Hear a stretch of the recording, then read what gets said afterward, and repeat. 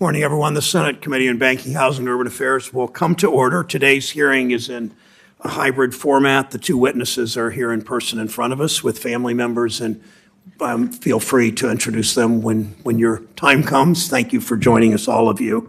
And members have the option to appear either in person or virtually or both if they choose. The committee meets today to consider the nominations of Ms. Ventris C. Gibson to be Director of the Mint and Mr. Paul Rosen to be Assistant Secretary of the Treasury for Investment Security. Thank the nominees for appearing and extend you and your families a warm welcome. To the nominees, thank you. Both of you have served the public before in various capacities. Thank you for your willingness to serve our country. Ventris Gibson is the President's nominee to serve as Director of the Mint. The agency to which Ms. Gibson has been nominated is the world's largest coin manufacturer. Fiscal year 21 alone, the Mint shipped 14.7 billion circulating coins. The Mint operates 6 facilities, employs some 1,600 people. It's also the only major world mint to maintain continuous production throughout the pandemic. Thanks to you and your workers for that. It's a testament to its dedicated workers who design, produce, and protect our national assets. For more than 2 centuries, the Mint's played an essential role in providing the American people and businesses with secure, privacy-respecting currency. It's the sole producer of circulating coins. If confirmed, Ms. Gibson would be the first African-American to lead the Mint. She represents yet another historic nomination by this administration. We voted out of this committee the first black woman to ever serve on the Federal Reserve. We know I had the honor of meeting Judge Jackson yesterday and knows her place in history and so much more. Ms. Ferguson and others that have come out of this committee. Ms. Gibson's devoted more than 40 years to public service, decades in top leadership positions throughout our government. A veteran of the U.S. Navy, she currently serves as the acting director of the Mint, beginning in October, I believe. She served as Director of Human Resources for the District of Columbia. Prior to her time with the D.C. government, she served in high-level leadership positions at the Department of Health and Human Services, Department of Transportation, Department of Veterans Affairs. Thank you for nodding so that I have this right. I appreciate that. I'm glad you can be with us today, Ms. Gibson. Paul Rosen is the President's nominee to serve as Assistant Secretary of the Treasury for Investment Security. It's an important national security position that this committee helped create in 2018 for the passage of the Bipartisan Foreign Investment Risk Review Modernization Act, another Washington acronym, FIRMA. If confirmed, Mr. Rosen would lead an office responsible for implementing the department's responsibilities as chair of the Committee on Foreign Investment, CFIUS, an interagency committee that reviews some foreign investments in U.S. businesses. Mr. Rosen previously held several senior leadership roles at the Department of Homeland Security, including as serving as Chief of Staff to then Secretary Jay Johnson. Prior to joining DHS, Mr. Rosen served as a federal prosecutor at the Department of Justice, counsel in the Senate Judiciary Committee, staff director to the Senate Caucus on International Narcotics Control. He's well respected, as we know, by the national security community. On Monday, a bipartisan group of 85 national security and law enforcement professionals spanning Democratic and Republican administrations sent a letter urging swift consideration and confirmation of Mr. Rosen. They wrote, quote, Paul's the right person with the right skills to safeguard U.S. national security when it comes to direct foreign investment in the United States, unquote. The Fraternal Order of Police wrote to Ranking Member Toomey and to me expressing its strong support of Mr. Rosen's nomination. I ask the unanimous consent these letters be entered into the record without objection. So entered. Thank you, Mr. Rosen, for your prior service to our country and your willingness to serve again. Thanks again for both of you being here. Senator Toomey. Thank you, Mr. Chairman. Mr. Rosen and Ms. Gibson, welcome to both of you. I commend you both for your longstanding commitment to public service. Mr. Rosen, you've been nominated, as the chairman pointed out, for a very important role at the Treasury, leading the Committee on Foreign Investment in the United States, known as CFIUS. CFIUS is an interagency body with the power to review and, in some cases, advise the president to block foreign direct investment into the United States, known as inbound FDI, on the grounds that certain investments may erode America's technological advantages that underpin our national security. Maintaining our defense while upholding our economic prosperity is a sensitive and challenging task. The broad free flow of capital is a fundamental part of our remarkably successful free market system. In particular, inbound FDI is a source of much-needed investment in American business. From 2016 through 2020, between 150 and $500 billion in FDI has flowed into the U.S. each year. This inbound FDI can lower prices and increase the choices available to American consumers, strengthen the American workforce, increasing employment and wages, and fund research and development that contributes to technological innovation and economic growth. However, foreign governments and their agents know that investing in an innovative American firm can potentially give them access to valuable technology. Such investments, coupled with the tech transfers that may follow, have the potential to allow adversaries to make a technological jump that can be used against our national security, all without their having to spend the time and resources innovating themselves. There's no more problematic and systemic threat in this regard than China, as the U.S. intelligence community's latest annual threat assessment says, and I quote, "Beijing uses a variety of tools from public investment to espionage to advance its technological capabilities," end quote. Protecting against the threat of adversaries using FDI to harm our national security is why we have CFIUS. But given the importance of inbound FDI to our economy, it's vital that CFIUS remains laser-focused on screening for genuine national security threats, while at the same time not undermining the attractiveness of the United States as a place to invest and innovate. Mr. Rosen, if confirmed, you'd be only the second Treasury Assistant Secretary of Investment Security since this position was created in 2018. FIRMA made several notable changes to CFIUS. Before FIRMA, CFIUS only reviewed transactions when a foreign person gained control or majority ownership of a U.S. company. FIRMA expanded the scope of transactions that CFIUS can review to include non-controlling investments in certain U.S. businesses and certain real estate transactions near military bases and sensitive infrastructure sites. FIRMA also created a fast-track process that allows companies to potentially shorten the CFIUS review process through a mechanism called a declaration, as opposed to filing a traditional notification. That process seems to be working well. I'll be looking forward to your reflections on that. Now, turning to the U.S. Mint, Ms. Gibson has been nominated to serve as the director of the Mint, which was established in 1792 in the great Commonwealth of Pennsylvania and the city of Philadelphia. Founding fathers understood that in order for the United States to prosper, it needed its own monetary system. The Mint continues to play a vital role by manufacturing coins that Americans use every day. It also produces precious metals and collectible coins. And for the Mint to thrive, it must continue to innovate and release new products that resonate with the public. I look forward to hearing from our witnesses today, Mr. Chairman. Thanks, Senator Toomey. Would each of you rise and raise your right hand, please? You swear or affirm that the testimony that you're about to give is the truth, the whole truth, and nothing but the truth? And do you agree to appear and testify before any duly constituted committee of the United States Senate? Thank you. Please be seated. And Ms. Gibson, you are recognized to begin your testimony. Thank you again. Thank you, Mr. Chairman, ranking member, and distinguished members of the committee for allowing me to appear here today. With me today are my children, my son Alexander and his wife Catherine, my daughter Heather, and my son Charles.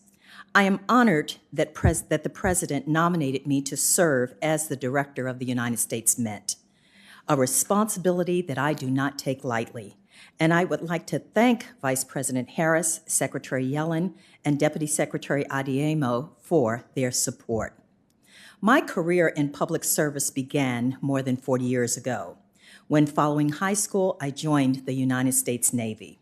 My time as a Navy air traffic controller in Tennessee, Sicily, and Cuba was one of the most rewarding experiences of my life and proved to be the defining moments for me relevant to my values.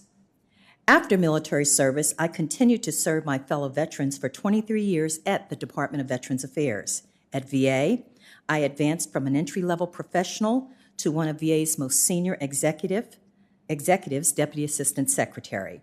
In those roles, I dedicated my life to our nation's veterans by further developing employment programs and changing the diversity landscape of the department.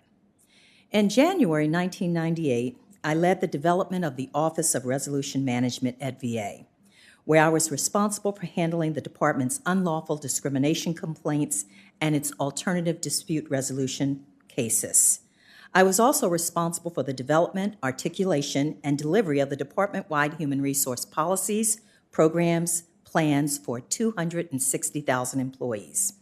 A highlight during my time at the VA was serving as one of the first volunteers during the opening and dedication of the Vietnam Veterans Memorial. We were called upon to assist family members and friends in finding their loved ones' names on the wall. I can still see and feel the tears of those mothers, fathers, brothers, sisters, and fellow soldiers. For me, this moment crystallized our debt as a nation to those fallen heroes and how their loss of life preserved our freedom and defended our democracy.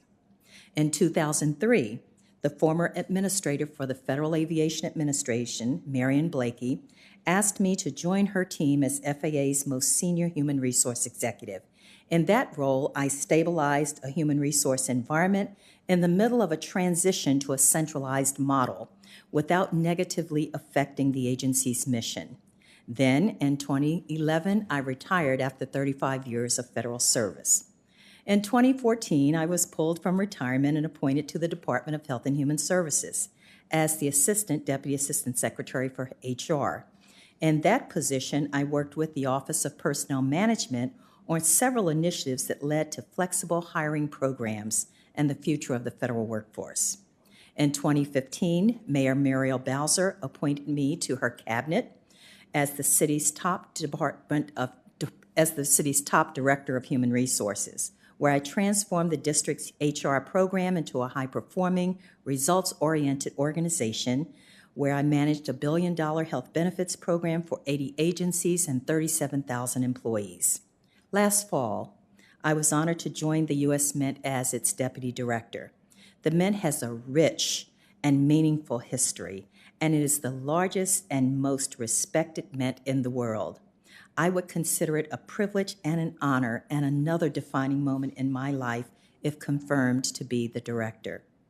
If confirmed, I am ready to lead a workforce dedicated to connecting America through coins. I will focus on people, as they are key to the Mint's success, on our programs from commemorative medals to collectible coins to circulating coins, and on our performance, one that is highly valued and highly thought of. Thank you again for this opportunity to appear before the committee, and I welcome your questions. Thank you, Ms. Gibson. Mr. Rosen, welcome. Thank you. Chairman Brown, Ranking Member Toomey, distinguished members of the committee. It is an honor to sit here before you today as the President's nominee to serve as the Assistant Secretary for Investment Security for Treasury. My life's journey into public service has its roots in these very halls going back nearly 50 years.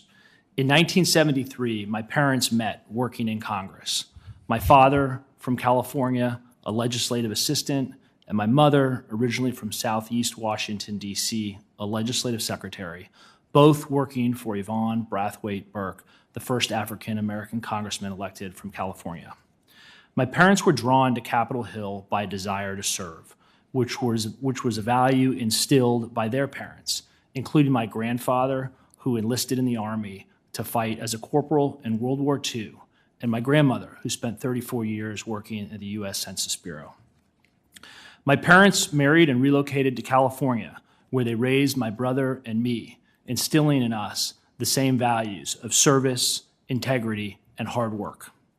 My mother went on to teach elementary school for 38 years, and my father practiced law with two friends, in addition continuing his own public service, volunteering on city commissions, arts, and education boards, and both continue to work to this day into their 70s. My brother also found his own calling in community service.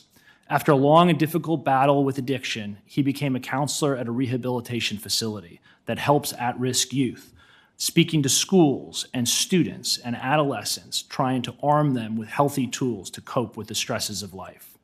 I'm extremely proud that this summer will mark his 18th year of sobriety. My own path, Senators, was greatly influenced by this history. After graduating college, I packed a suitcase and bought a one-way ticket to Washington, D.C., with the goal of working on Capitol Hill. My first opportunity was working as a volunteer intern for the late Senator Carl Levin, and later I worked as a staff assistant for Senator Joe Biden. After attending law school and clerking for a federal judge, I returned to the Senate to serve as counsel on the Senate Judiciary Committee, and then for nearly another decade, working in various jobs at the Justice Department and the Department of Homeland Security, working to protect public safety and national security. I was drawn to these roles in part from witnessing the scourge of illegal drugs and the impact they've had on so many victims, like my brother and others.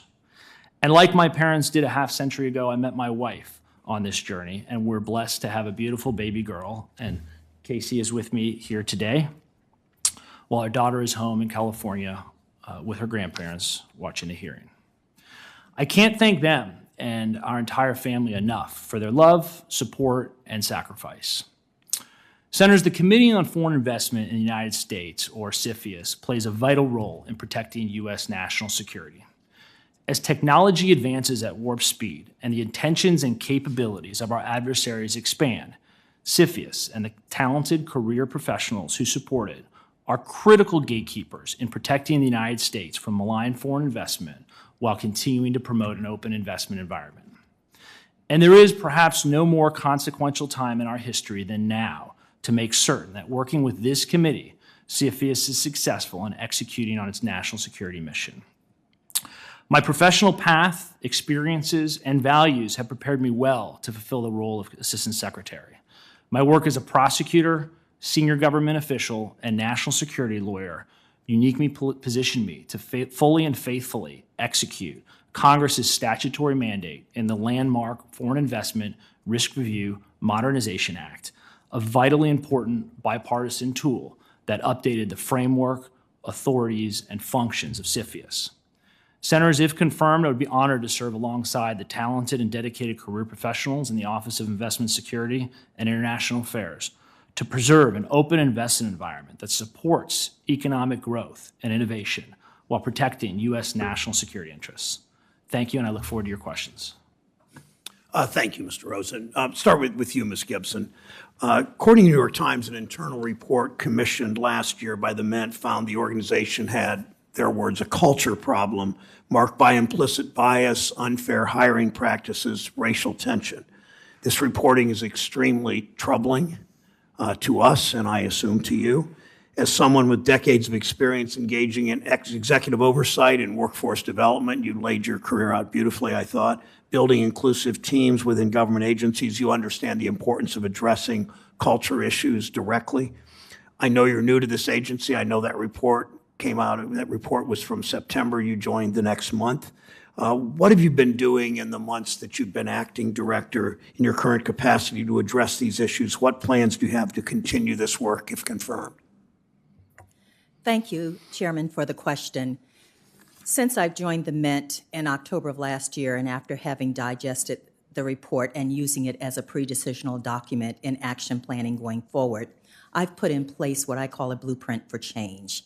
And this is based on my values of fairness, integrity, and trust, because that is so essential to leadership and the trust of the nearly 1,700 Mint employees. That being said, the Blueprint for Change is actually a guide to how we address these unlawful perceptions by employees of discrimination, marginalization, insensitivity, or in fact, in some cases, workplace harassment. I've ensured the development of an anti-harassment policy, and I've laid in place, again, that blueprint, which has a 10-point actual plan that I would be willing to sit down with you and the staff to go over in detail and provide an update on how we're accomplishing making sure we address it. Just two examples, I've created the Office of Chief Equity, the Chief Equity Office, that will look with an eye towards, or lens towards equity, and I've hired a consultant to come in and help me make sure I affect change. Thank you. Mr. Rosen, I'll turn to you. The Assistant Secretary is charged with leading the interagency committee in reviewing certain foreign investments to identify and address national security concerns that those transactions may pose. You outlined well in your opening statement how your previous federal service will inform your work as Assistant Secretary. So my question is this: in FIRMA, Congress recognized the national security implications of foreign investments in U.S. businesses that maintain or collect sensitive personal data. Your work at DHS and the private sector provided opportunities to understand how companies structure transactions in business involving personal data. How will you ensure that CFIUS is reviewing transactions involving sensitive personal data, and what will you consider when reviewing such transactions? Chairman, thank you for that question and for raising the important issue of sensitive personal data. As you and the ranking member know, this was an issue that was the authorities for which were enhanced in FIRMA, and sensitive personal data now is one of the triggers for reviewing a non-controlling investment. And as we know, with technology and the advent of various technological advancements, sensitive personal data of Americans is everywhere. And it's an issue that FIRMA has rightly focused on. So one of the things that we would do is, of course, in assessing certain jurisdiction of non-controlling investments, look to the statute, look to the factors, and look to whether and to what extent U.S. Sensitive personal data would be exposed, because there's a great concern that our adversaries could get a hold of sensitive personal data. They've done it before, and they're looking to do it to exploit that data on U.S. citizens. And so it's something that, Senator, if confirmed, we would take a very close look at and making sure that we're protecting that sensitive information. Thank you. Last question, another for you, Ms. Gibson. Since its founding, as the ranking member pointed out, in Philadelphia, the Mint has served the American people by manufacturing, distributing, circulating coins. It's been reported that the coronavirus pandemic caused disruptions to the normal circulation patterns for coins. As we return to normal, if you're confirmed, as we return to normal, businesses reopen to full capacity. Describe what the Mint is doing to promote circulation, and as you answer that, just tell us if you're still seeing those disruptions and how you're going to address it.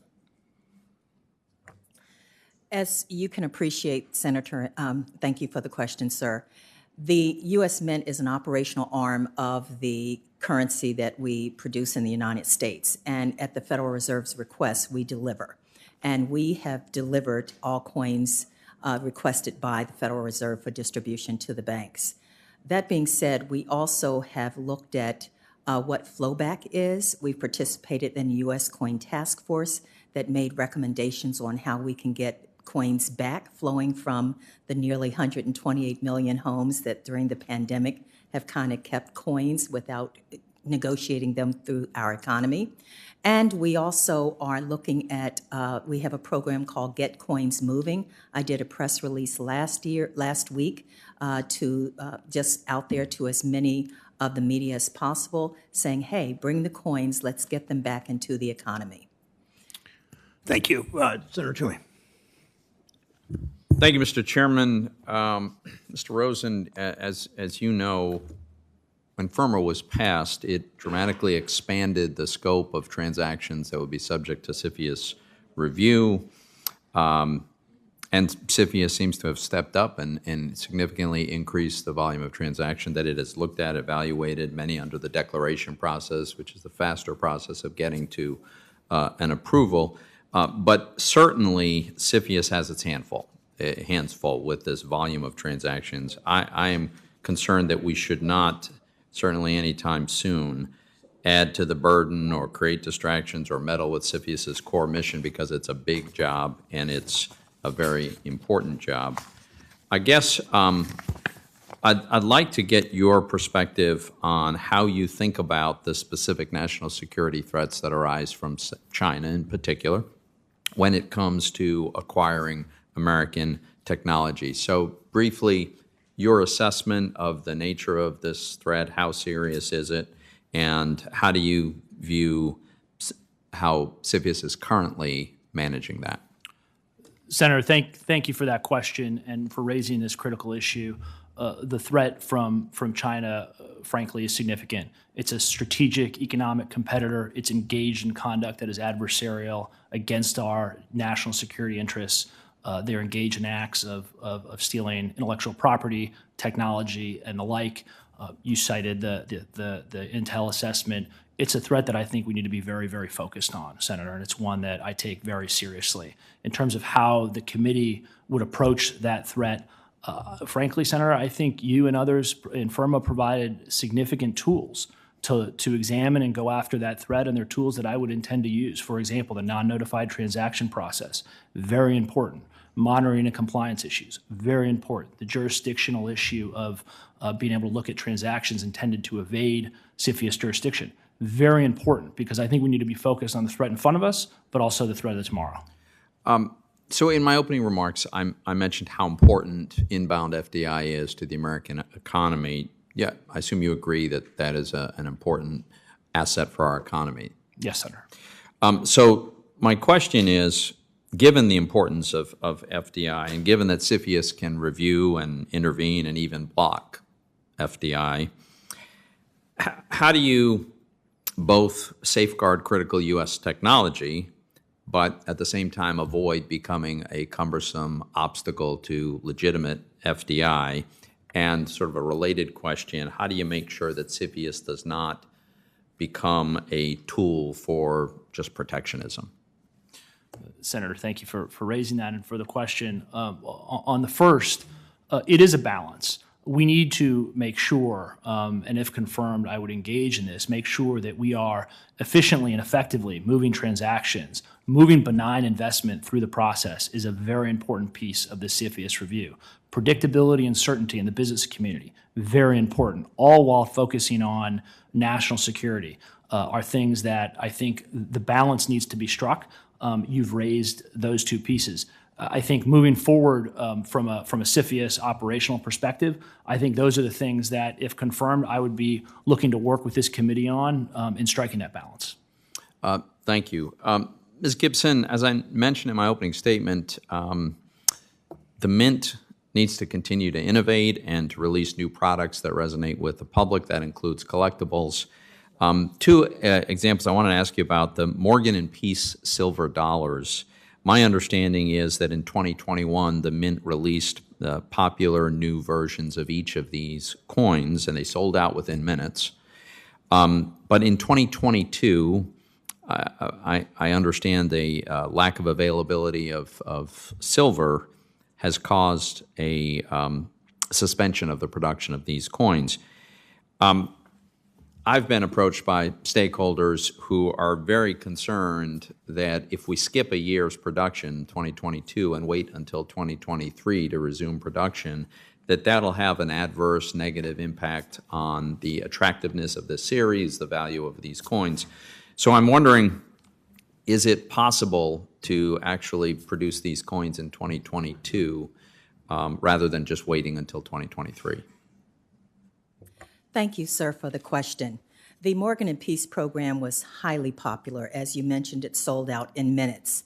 And we also received a number of complaints from customers that were not able to obtain the Morgan & Peace. For 2022, we thought about how can we go about ensuring that we will have enough coinage, Morgan & Peace specifically, for the customers, especially since we sold out in 2021 and could not meet that customer demand. I pulled together a team of experts from manufacturing, sales and marketing, legal, and the chief financial fiscal officer to make sure that going forward we could produce the Morgan & Peace in 2022, given the fact that we have to also balance our silver supply chain with our bullion program, which is congressionally mandated. Thus, we made the decision that we would bypass 2022 and in 2023 make the Morgan & Peace coin, and that way make enough sufficient to satisfy customer demand. So my time is out, but I just, my understanding is it would be possible to make some coins in 2022, probably not sufficient to meet the full demand, but a number of constituents have suggested that it's better to at least meet some demand and have the continuity of production rather than wait till 2023 when, yeah, maybe you'd be able to meet the full demand then. So I would just ask you respectfully to consider that possibility. Thank you, Mr. sir, Chairman. and I surely will. Thanks, Senator Toomey. Senator Warren from Massachusetts is recognized. Thank you, Mr. Chairman. The Biden administration has rallied the world to impose historic sanctions against Russia for its invasion of Ukraine. These sanctions include seizing yachts, mansions, financial holdings that Vladimir Putin and his oligarch buddies have stashed abroad. But to enforce these sanctions, we need to know who owns what. So, Mr. Rosen, if confirmed, you would play a leading role on the Committee on Foreign Investment in the United States. Now, CFIUS doesn't enforce sanctions, but they do review foreign investments in the United States to make sure that they don't pose a risk to our national security. That means that they know a lot about the importance of finding out who is behind an investment. So, Mr. Rosen, let me ask you, when a shell company tries to buy a U.S. semiconductor company or real estate right next to a military base, CFIUS does a tremendous amount of work to find out who is behind the shell company, often the entity known as the beneficial owner.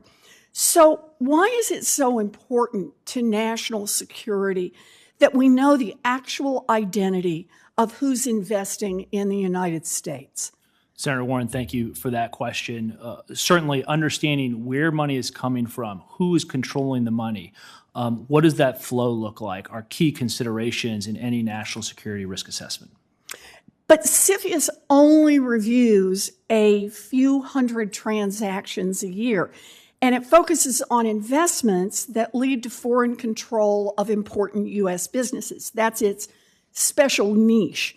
That prevents foreign adversaries from buying the companies that, for example, run our power grid, but it doesn't stop criminals, terrorists, and sanctioned oligarchs from making other kinds of investments in the U.S., including stashing a lot of money here. We do have other safeguards. Know your customer requirements require the financial institutions to ask basic questions about potential clients before helping them hide buckets of cash in our financial markets. Now, these rules apply to most American financial institutions like banks and mutual funds and even casinos. Catherine Cortez Masto, I thought you might want to remember that. They're all paying attention under Know Your Customer. But there is a huge loophole for the $11 trillion private investment industry. Mr. Rosen, if a Russian oligarch uses a shell company to invest his billions with a U.S. private equity firm, is that private equity firm required to find out who's actually behind that shell company? Senator, I do not believe so. That's right. The answer is no. And that creates a huge loophole for oligarchs to be able to evade sanctions and to continue to carry on business right here in the United States. This loophole also poses a threat to the stability of our financial system because we don't know what parts of the financial system have been infiltrated by Russian money. And that means we don't know what impact sanctions could have. And it's hard to be confident that private funds are actually complying with sanctions as required by current law.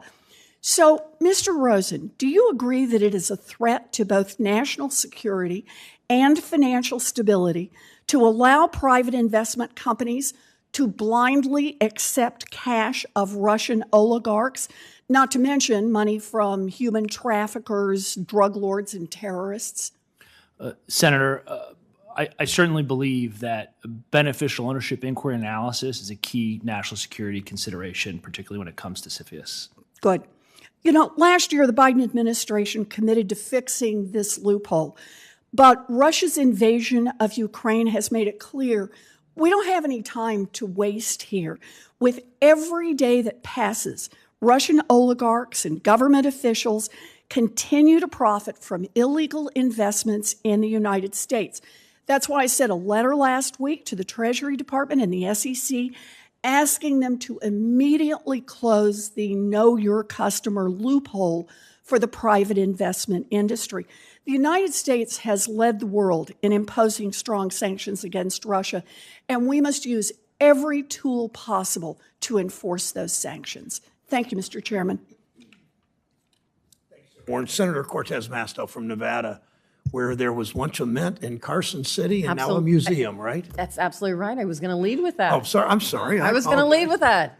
So first of all, congratulations to the nominees. Welcome. Congratulations. Welcome to your family members. And so, Ms. Gibson, I was going to start with that because the mint in the U.S. Mint, and because of the Comstock load, as you well know, we had a mint in Carson City for a period of time. It is now part of our state history, Nevada History Museum. We are very proud of it. I was just there, actually. They were actually minting some coins. So let me talk to you a little bit about this because I was pleased to see President Biden sign into law a bill that I worked with Representative Barbara Lee, Circulating Collectible Coin Redesign Act of 2020. And I was fortunate enough to lead this with Senator Fisher. We had 24 co-sponsors, including Senators Toomey, Daines, Moran, and Smith. And what we did in that piece of legislation was to recognize important women in our nation's history. And I was particularly pleased that Maya Angelou was chosen for the inaugural quarter. As you well know, about her legacy and her, which really helped to fuel greater fairness and understanding across our nation around activism and her writing. I am looking forward to collecting the next quarter honoring astronaut Sally Ride. But my question to you is, if confirmed, how would you ensure that the U.S. Mint increases awareness of these quarters honoring prominent American women, particularly among children and young people? And how do you think this type of recognition helps with the work that ultimately you do as minting coins and making sure that they're out there in circulation amongst the American public? Thank you, Senator, for that question, and thank you for your leadership of the American Women's Coins Program. We, as you know, we still this year have 3 remaining, and that's Wilma Mankiller, Nina Otero Warren, and Anna Mae Wong. And we've announced the 5 women for 2023, which are Bessie Coleman, Jovita Ider, Edith Kananakooli, Eleanor Roosevelt, and Maria Tallchief. And the program will continue through 2024 with 5 additional women with your input as well, and through 2025, 5 additional women. The reason why this is so critical that we capture women on coins because women help contribute and build this great nation. And the contributions of these trailblazers and those that have gone through the suffrage movement and those that have gone through voting rights and those that have really made a difference in how we as a country operate. We have women on the front lines in our military every single day. It is my desire, if I am confirmed, at the privilege of being confirmed for this position, to make sure that going forward, women are just a natural part of the coin process, and that we don't have to have a special program to recognize them, that they have an equal voice and an equal presence in our coinage. Thank you. I want to jump to Mr. Rosen because I only have so much time here, but I appreciate the work that you're going to do around not only this, but the work that is so crucial for the U.S. Mint. And your background clearly shows you have the experience to lead the helm there. Mr. Rosen, another area I want to highlight some of the glowing letters of support that I have received in support of your nomination as well. One of those is from the National Fraternal Order of Police. They spoke to your ability as a reliable partner of law enforcement. You are described as a thorough prosecutor of crimes such as drug trafficking, violent crime, and financial crimes, and your work at Homeland Security serving under Secretary Johnson to combat threats to the homeland such as ISIS and cybersecurity. Talk, if you would, about your experience in cybersecurity and counterterrorism and how that will inform your work at CFIUS. Thank you very much, Senator, for the question and the reference to that letter. My experience in national security, law enforcement, will critically inform how I approach the role of Assistant Secretary. When I was Chief of Staff of the 3rd largest cabinet agency, we were responsible for addressing threats to the homeland from a variety of sources. And as you point out, those were counterterrorism threats. That was ISIS-inspired actors, and critically cybersecurity threats to our critical infrastructure and commercial partners. And we worked to harden that infrastructure, both commercially and on the government side. and we work to counter the threats coming from overseas, particularly from China and elsewhere. And Senator, if confirmed, it's something that I will be focused on. Thank you, and I appreciate your comments, because going back to what Senator Toomey talked to you about with respect to the concerns with the Chinese Communist Party, I do think your background lends itself to prepare to handle issues such as the CCP-backed venture capitalist investors targeting emerging technology firms. I am hopeful that based on your background and what you've just already talked today about the balance and finding that balance, that you are going to be just as effective in what we need here. And that you will also come back to us and tell us what additional tools you might need as we address and look at the concerns happening abroad. So I am done. Thank you so much. Congratulations to both of you. Thank you, Mr. Chair. Thanks, Senator Cortez. Now, Senator Haggerty is recognized from the state of Tennessee. Thank you, Mr. Chairman, and congratulations to our two nominees. Mr. Rosen, I'd like to turn to you first and talk about a topic that's near and dear to my heart, which is CFIUS. Senator Cortez Masto, I'm certain, was just talking with you about that as well. And I want to initially ask for your commitment to work with this committee, and in particular, the National Security Subcommittee, which I'm the ranking member, to continue to refine the improvements in our investment screening regime that are enabled in FIRMA and as enabled through the regulations that are developed and published over the past few years. You certainly have my commitment, Senator. Yes. Thank you. Thank you, Mr. Rosen. As FIRMA noted, investment screening is more effective if our like-minded allies are operating similar systems, screening out similar nefarious investments. And to that end, the previous administration established an office within Treasury to work with allied nations to establish and coordinate investment screening. In fact, when I served as U.S. Ambassador to Japan, I had teams come over to work with our partners there to try to share our knowledge, to share our best practices, to make certain that our allies are working in the same direction that we are.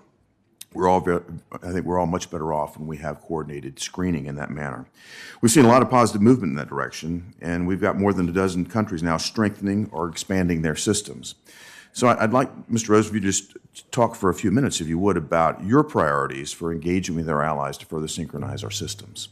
Senator, thank you for that question and raising this issue of international engagement, which is critical, as this committee saw when it enacted FIRMA, frankly.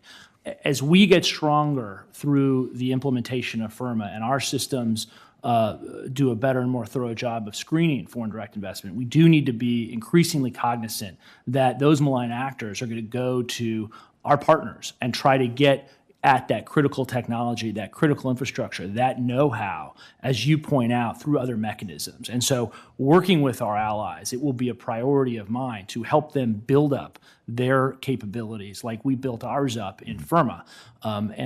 My experience engaging with foreign partners in doing so, I will sort of leverage that experience, Senator, to work to enhance that. Because FIRMA also talked about accepted foreign states, right, and giving an incentive for countries to do that. So that you have my commitment that will be a focus of mine. I appreciate that. My observation working with our teams in the past was that we have very talented people, but we have a dearth of talent as well. It's a tough process. It's one that requires certain expertise. And I'd love to hear your comments on the manpower aspect of this and what your plans might be to recruit and enhance that. Certainly, Senator, and thank you for that. I'm not in the building, so I haven't been able to assess firsthand. My understanding is that with FIRMA, the resources through filing fees and otherwise have grown. The manpower has grown in a very positive way. And so I'm looking forward to getting in and assessing that. And you certainly have my commitment that if I identify gaps, I will come back to this committee. But in terms of the focus, I think that from what I've seen on the outside, the office is doing a good job in working to implement and build those resources and devote the resources, as you point out, to the priorities of FIRMA. Well, back to your initial commitment of working with us, and again, my subcommittee, I very much appreciate that because I want to make America the most attractive place to invest capital. We've got great partners where we can deepen our economic alliance, and our economic security begets national security. So I want to make certain that we have a process that facilitates the proper sort of investment, the proper sort of partnerships, but at the same time protects intellectual property and makes certain that it doesn't fall into the wrong hands. So I look forward to working with you closely on that. I'd like to come to another aspect of CFIUS, if I might, and that has to do with the parties who are required to file with Treasury for covered transactions. Over the years, the government has discovered that many transactions are finalized that weren't disclosed. They call them non-notified transactions. And those transactions, once they're discovered, then require CFIUS review. And once we determine that some of those transactions might actually impose risk to our national security, they have to be unwound. Given your experience as an attorney, I think you know how complicated that can be, how disruptive that can be. It takes a lot of our manpower, and it really leads to many, many challenges. So I'd like to understand a little bit more how you plan to encourage the parties that file covered transactions to do so properly, and how to make certain that we don't have these non-notified transactions. Are there areas where you see opportunity there? Yes, thank you, Senator. And I agree with you that we do want to encourage companies to come in the front door. And there's an informal engagement process with CFIUS that's in place to allow companies to engage, to ask questions, and the like. Through FIRMA, there was also, a declaration process put into place for, to your point about encouraging foreign direct investment, speedy, swift, resolutions to the inquiry. And so, Senator, if confirmed, I'm going to be focused on this issue. I'm going to be looking at resources because I do want to make sure that benign investment flows efficiently and effectively through the system while staying laser focused on national security. I'll look forward to working with you on that too, because I think a good communication program, particularly with our U.S. side, private equity, venture capital investors, to let them know what the consequences are. What the difficulty would be of having to unwind these transactions could be very effective. Thank you very much for your time. Ms. Gibson, congratulations. I'm going to submit my questions for you for the record. Thank you, Mr. Chairman. Thank you, Senator Hagerty. Thank you to the nominees today for being here and providing testimony.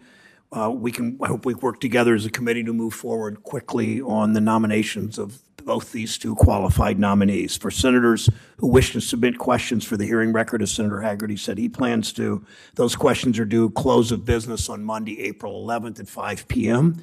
For the nominees, we'd like you to have your responses back to us by Monday, April 18th at noon. Thank you again for your testimony, and the committee is adjourned.